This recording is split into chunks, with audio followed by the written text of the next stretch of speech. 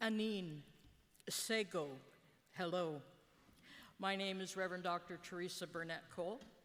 My spirit name is Skonandam, which is best translated as clear mind. I think that's rather debatable on some days.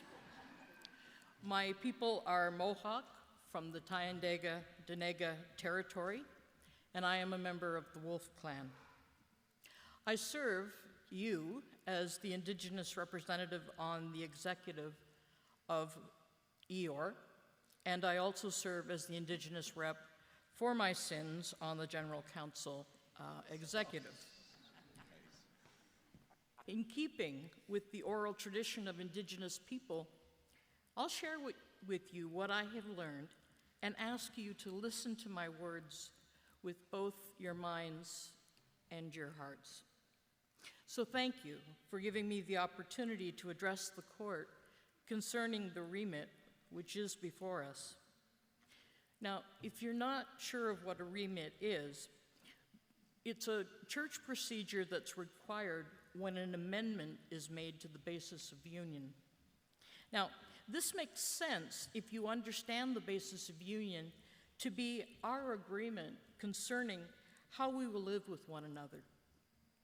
This remit is required because the Indigenous Church has asked for the obstacles currently in the way of their continued restructuring to be cleared away.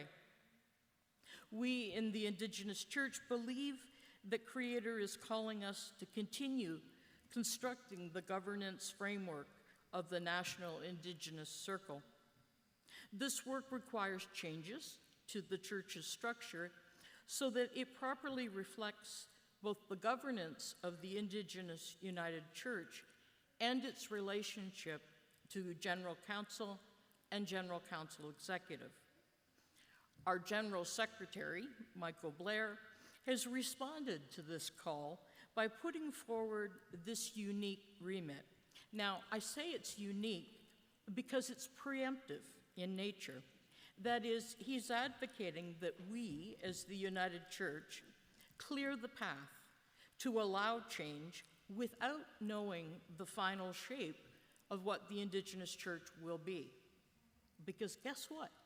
It's still growing. As the basis of union stands now, the Indigenous Church would have to come hat in hand to the settler church for permission to continue the restructuring of the Indigenous Church. The days of that kind of paternalistic colonial approach are over. Let me repeat that. The days of that kind of paternalistic approach are over. And the Indigenous Church is asking to be equal and respected partners with the Settler United Church. Instead of missions to the Indians, which is the language that has been used in the past, we're inviting the Settler Church to a four-way partnership between God, the United Church of Canada, the Indigenous Church, and the rest of creation. What the General Secretary is inviting us to do is take a courageous step and set aside our colonial need for structure and control and let the Indigenous Church develop itself in the ways that they think God is calling them. Now, I am the first to say remits are incredibly complex. They require a majority of regions and individual church councils to vote in agreement. And friends, I have to tell you, we've already got one hand tied behind our back. Apathy, or the lack of response of a pastoral charge, is counted as a no vote. So if you don't do anything, you're voting against the remit. We must simply not let that happen. Now, this seems straightforward except for one little detail, and that is most of the Indigenous Church doesn't know you, and you, my friends, don't know us. Most United Church folks don't know the rich and deep history of the Indigenous United Church. And without such knowledge, this remit must seem to come right out of the blue. So what follows, I'm going to give you a thumbnail sketch of the Indigenous United Church. You know, most communities in the country's south, Indigenous communities, were evangelized in the 19th century, 1825 to 1850 for most. The first Indigenous church was founded in 1825 as the Grand River Methodist Mission. So just tuck that in the back of your mind, because when you're celebrating the 100th anniversary, they'll be celebrating 200. Church union was a painful experience for many Indigenous communities, and here's why. No one asked them whether they wanted to join the United Church of Canada. By the stroke of a pen, they became part of the new United Church without any consultation. And of course, the other part of the new entity that came along with them were the residential schools of the founding denominations. Thus began the struggle for autonomy in the Indigenous church. And that struggle can best be described as 2 steps forward, 1 step back ever since. By 1948, the United Church was very concerned about the failure of the residential school system. Did you catch that? 1948, yeah. And thank you to the precursor to the Center for Christian Studies, because it was their mission personnel that were talking about this firsthand. And what the United Church did in response is they prepared a brief to Parliament on the need to reform the Indian Act. They demanded that the residential schools be closed and non-denominational schools be open on the reserves. That was pretty forward thinking for 1948. However, it took the United Church another 21 years for us to finally close our last residential school. That's what I mean when I say 2 steps forward, 1 step back. Now, the 1960s were an incredibly fertile time.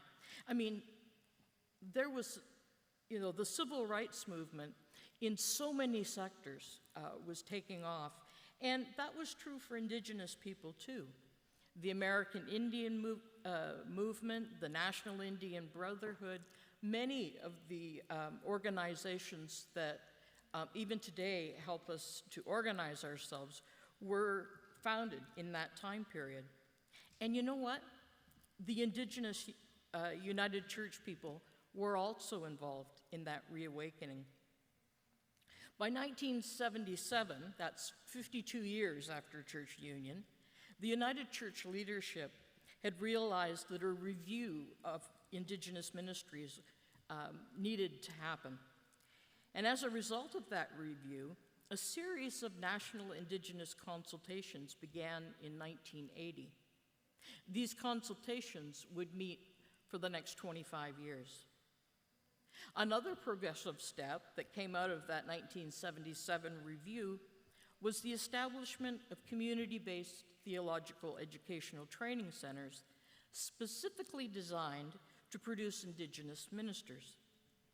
This meant that VST would form a Native Ministries unit. Dr. Jesse Soto Center was opened north of Winnipeg, and in Paris, Ontario, the Francis Sandy Theological Center. All those were opened in the 80s. Also in the 80s, in 1986, the church made its first apology to Indigenous people. And in that apology, they confessed to complicity in actively suppressing Indigenous cultures as they sought to share the Christian gospel. Now, here's a piece you probably aren't aware. That apology did not come out of the blue. That apology had been demanded from the church for quite a long time. And at General Conference, Alberta Billy, an elder we have just lost this past year, spoke and demanded accountability from the church. Demanded accountability.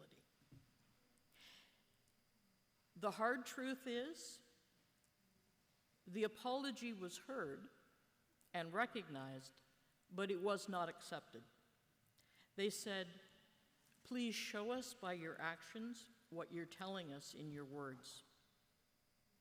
In the 1980s as well, the All Native Circle Conference was inaugurated. And that was a bold experiment for the United Church, because they said, okay, here's a conference, you design how it's going to function, and as long as you do all the functions of a conference, we don't care how you manage it. 1992, we have the first Indigenous moderator elected. I love the fact that I can say it's the first Indigenous moderator, because now we got a second. Yeah, that's something to clap about.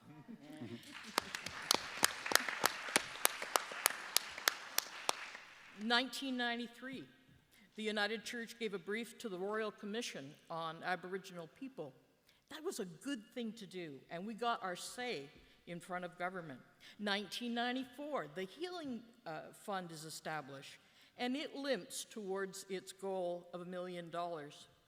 But the money is slow to come in, and it's never completed. Do you remember, not too long before that, we raised $4 million for AIDS in Africa? This is no comment on that incredible goal. But it does say something about our priorities that we couldn't manage $1 million in the Healing Fund. Then, 1996, 27 former students of the Port Alberni Indians Residential School sued the United Church and the Government of Canada, and thus begins a very litigious relationship between Indigenous people and the United Church of Canada. Again, we were on both sides of that issue. On the one hand, the local church, St. Andrew's United, apologized to Indigenous people. On the other hand, the church defended itself legally. 1998, the 36th General Council issues a statement of repentance concerning the Indian residential schools. And then a year later, 1988, the second apology is made to residential school survivors. And the United Church of Canada Residential School Steering Committee is formed. A national staff person is hired to prepare educational resources.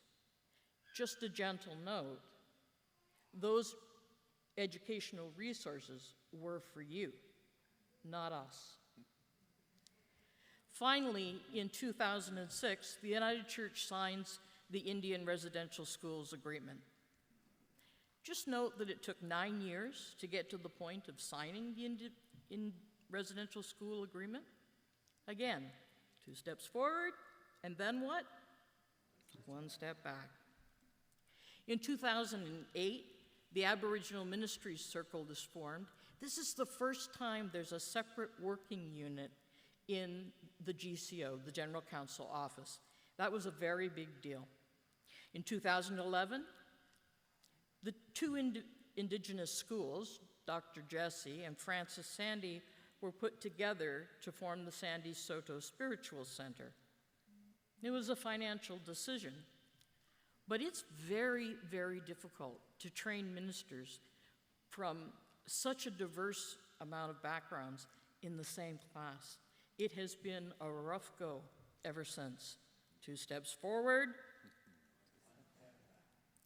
2012, we can give ourselves a pat on the back. That was a good year. We changed the United Church of Canada crest. That was a good thing. And that was something we could all celebrate. Although I got to tell you, there was a lot of debate about what colors, what order, and what language should be on that blessed crest. I'm a little biased. They ended up with Mohawk, because we were the first. 2015, the Truth and Reconciliation Commission concludes that the United Church it concludes, and the United Church has been present at every gathering. That is awesome. We had people sitting there in the courts listening as survivors told their stories, so that the survivors could actually face a person who could say, I am so sorry. I'm proud of the United Church for that. And then restructuring came.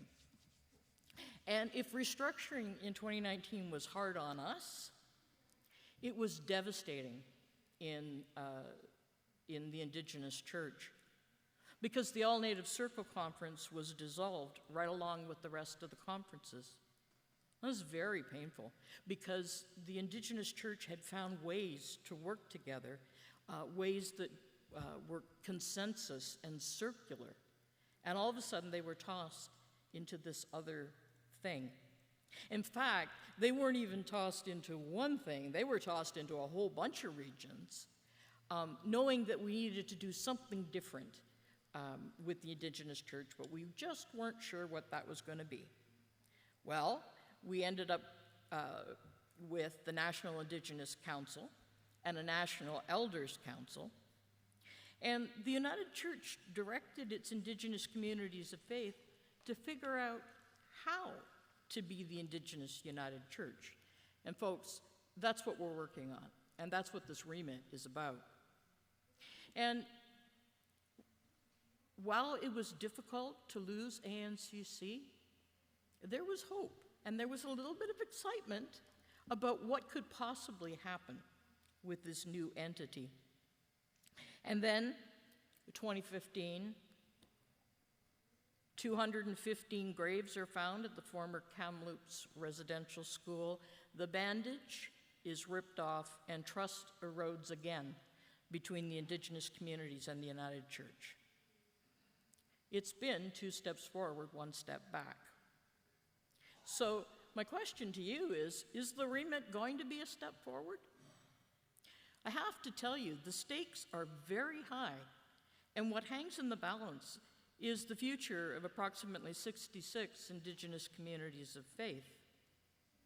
My prayer is that the passing of the remit will let the Indigenous Church know that they are part of us, and that we do want a healthy, decolonized relationship. One image that was used in the NIC proposal that kicked this off was that of the 2-row wampum belt. That's what happens when you put a mohawk on the steering committee to make it work. The 2-row wampum belt is a symbol of 2 canoes side by side, sharing resources and vision, but each paddling their own canoe. And if you have ever paddled a canoe, you know that trying to paddle somebody else's canoe at the same time lands you in the water, right?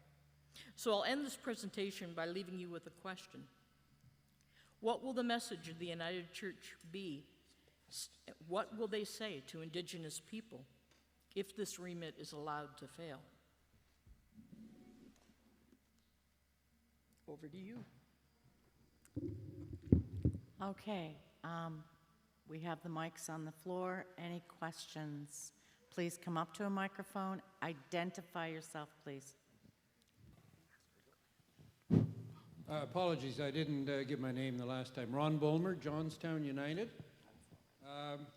First thing I want to make a point was if anybody has not had the opportunity to see Reverend Burnett-Cole's hour-and-a-half video that's on the UCC website, best time you'll ever spend. I've been doing research on this whole Indigenous spirituality church issue now for 10 or 12 weeks, and I learned as much in that hour and a half as I'd had many, many hours doing other kinds of research on other sources. But in spite of that, I want to stand here today and actually speak against voting for the remit at this time, at this meeting. As I say, I've been doing a fair bit of research myself, and I have certainly been in touch several times with the email address that we were given, and I'm pretty near on a first-name basis with Sarah now, going back and forth. But the bottom line is, she kept saying to me that you'll be showing a video at the EOR meeting that's going to explain and answer all of your questions. Well, I've actually seen the video they produced, and it really doesn't explain any of my questions or issues that I've got. In fact, the basic answer, and they say it right on their video, is we don't know. We just don't know. And so my problem today is that, and by the way, the other thing they keep talking about is the issues. And earlier, somebody made the point about obstacles as opposed to structural issues that had to be overcome. Well, I can't stand here today and, in spite of another excellent presentation, explain to you what those obstacles are. I really don't. As I say, if you look at the org chart, there is an existing structure with several 8 different substructures, etc. It's obviously doing some things well. Obviously, it's not doing enough. But what those are, nobody has explained to me. Secondly, we certainly don't understand any of the implications or the practical issues of endorsing a new Indigenous organization. And we would be doing that at a time, and we've heard the possible threat here of 66 faith communities at risk, but yet at the same time, overall as a church, we're in a period of 50% decline in the last decade. So making massive changes to the church in that kind of an environment without some sense of where it's all going, I don't think is correct. The final general point I would make here is that I'm here as a representative of Johnstown United. Because of this promise that we were going to learn all about it here at this meeting and it would all be clear, I can't stand up here and say I represent the point of view of Johnstown. We haven't had our meeting on the remit. And so how can I stand here and vote for a major change in the church when my people in my church haven't even sat down and talked about it themselves? So if the rest of you have all had your meetings and you all understand this, God bless you, but I certainly don't. And in fact, I can't stand here and tell you how the proposed changes are going to benefit specifically the Indigenous people or the settler churches. I couldn't put a list of pros and cons down 2 columns to tell you what those were, because we don't, or I don't, have the facts that I need to make any kind of a knowledgeable vote here today or tomorrow when the motion is up. And then I got thinking to myself after Secretary Blair's presentation, maybe I was on the wrong approach here, but I remembered that his second major point was if you're going to be courageous, you have to be intentional. And it got me thinking, did Churchill inspire England to stand alone against a massive war without a plan and a set of facts? Did he just have hope? I don't think so. Did the Allies take Omaha Beach without a set of facts and a plan? I don't think so. Did Reagan bring down the wall in Germany without a plan? I don't think so. Do we have a question? So I would just say that all the great positive changes in history, including those with Jesus, were based on a plan. And all I'm asking is that we not vote on the remit until we have more of a factual base and we as representative of churches have been able to represent this to our churches and get a thing. No, I don't have a question. I'm sorry. I'm Okay, making a we do statement need a from my point of view. question. She does need a question. Okay, well, that's mine. I just don't think we're ready to hold a vote on remit. Yes?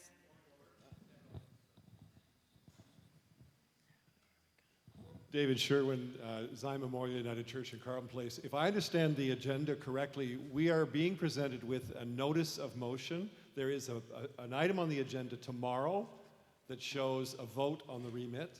Right. So respectfully, Any arguments for or against the remit need to be held over until tomorrow. What Teresa has done for us is present the remit to us and given us a notice of motion. Discussion of the substance is out of order until we vote on it tomorrow. Right now, questions for clarification only. Please, thank you. Yes, that's correct. There is actually a question up here at the front. Phyllis McRae from Emmanuel United Church in Ottawa. I have a question. It's a question about, I think, the governance. I think I understand from reading the material that the purpose is to remove the barriers of having to take all the changes that will come out of the National Indigenous Organization to the church through a remit process. I think that makes sense to me. So what is then the relationship, if we do that, what is the relationship between the National Indigenous Organization and their decision-making and the General Council Executive? Is there a process of ratification or oversight once the NIO makes its decisions? What happens then? It's my understanding that we're still discussing how that will fit together.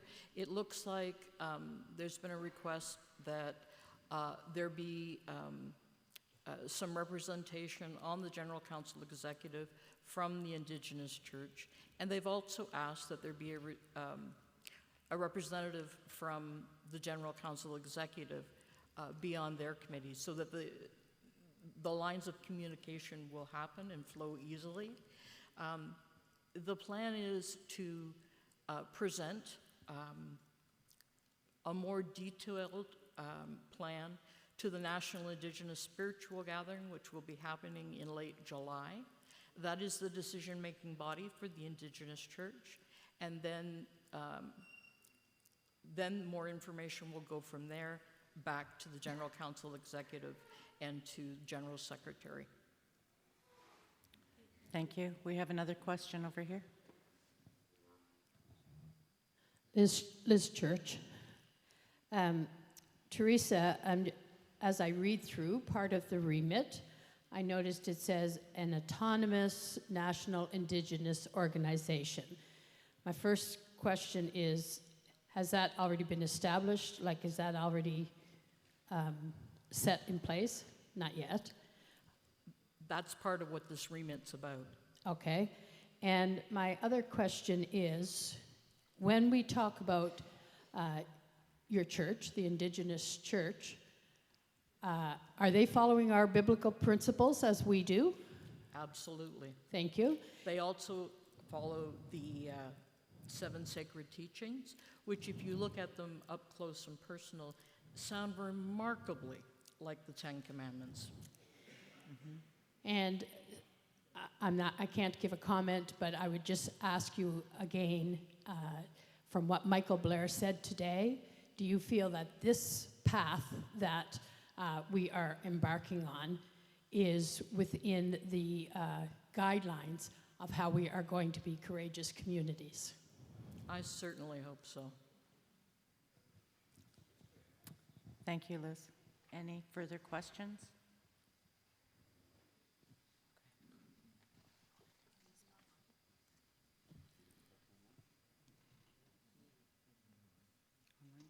Are there anything online? If there are no further questions, I'd like to say thank you for listening. And as our elders teach us, we say thank you for listening, my heart to yours.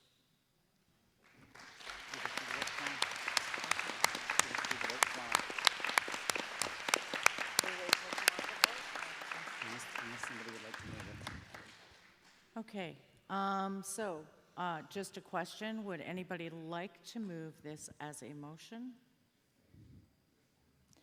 I have actually movers and seconders, so I have Takui and I have Aaron McIntyre. So if I will read the motion, I'm just going to ask just a sec.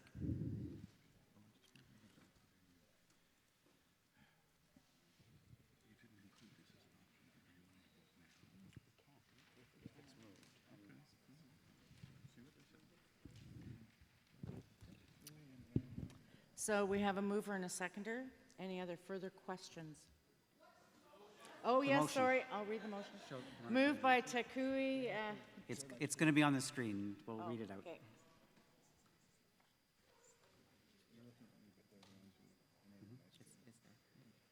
So moved by Takui, seconded by Aaron McIntyre, that the Eastern Ontario Outaouais Regional Council agree to amend the basis of union to reflect that the United Church of Canada will be organized as follows: a three-council structure consisting of community of faith, regional council, and the denominational councils, and two, an autonomous national Indigenous organization, and that once the new autonomous national Indigenous organization is established within the United Church of Canada, it will have its own mechanism to make any future changes to the structure and processes, and therefore will not be subject to the remit process under section 7.4.1 of the basis of union, and the changes required for the establishment of the autonomous national Indigenous organization. Now, I want you to just remember you're voting as a regional council, not as your own churches. Okay?